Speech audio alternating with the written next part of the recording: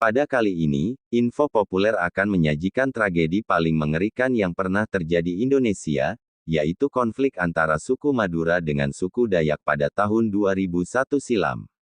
Sebelum kami lanjutkan, tolong like, subscribe, dan share channel ini serta klik tombol loncengnya.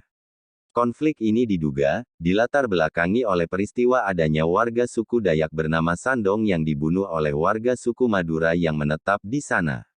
Walaupun masalah tersebut sudah diproses secara hukum, kerabat Sandong masih belum menerimanya, karena dianggap aparat kepolisian lambat dalam menanganinya.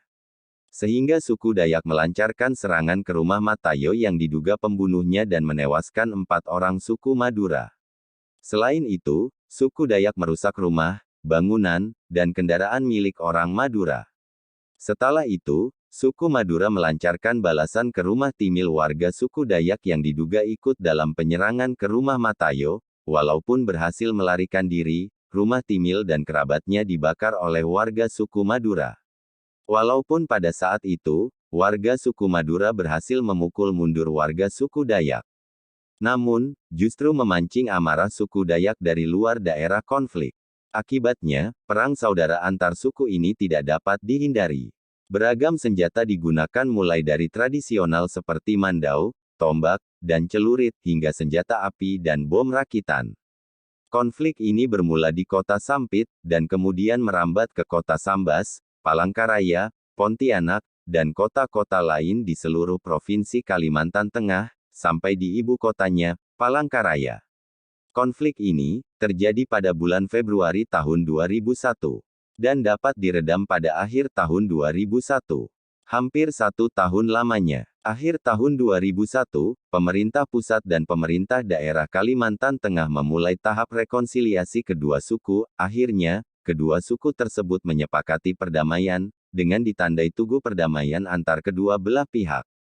Akibat dari konflik tersebut, sekitar 1.300 nyawa melayang, yang sebagian besar adalah orang Madura, 100 di antaranya dipenggal kepalanya. Suku Dayak memiliki sejarah praktik ritual pemburuan kepala, yang dikenal dengan istilah ngayau, meski praktik ini dianggap musnah pada awal abad ke-20. Kepala-kepala tersebut dibawa untuk upacara dan pesta, lalu setelah selesai, digantung di rumah-rumah. Dan hampir 90% populasi Madura yang tinggal di Kalimantan Tengah melarikan diri. Walaupun dari pihak keamanan seperti polisi dan tentara sudah melakukan antisipasi, tapi belum cukup kuat untuk menghindari jatuhnya korban yang semakin banyak. Adapun tokoh-tokoh yang terlibat dalam konflik dan penyelesaiannya, antara lain adalah 1. Sandong, warga etnis Dayak. 2. Matayo, warga etnis Madura.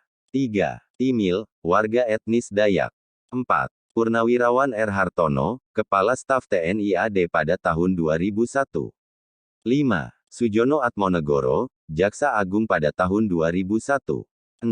Susilo Bambang Yudhoyono, Menteri Koordinator Politik, Sosial, dan Keamanan pada tahun 2001. 7. Megawati Soekarnoputri, Wakil Presiden RI pada tahun 2001. 8. Abdurrahman Wahid, Presiden RI pada tahun 2001. 9. Asmawi Agani, Gubernur Kalimantan Tengah pada tahun 2001. Begitulah sekilas info populer yang kami sajikan untuk Anda. Sekian, dan terima kasih.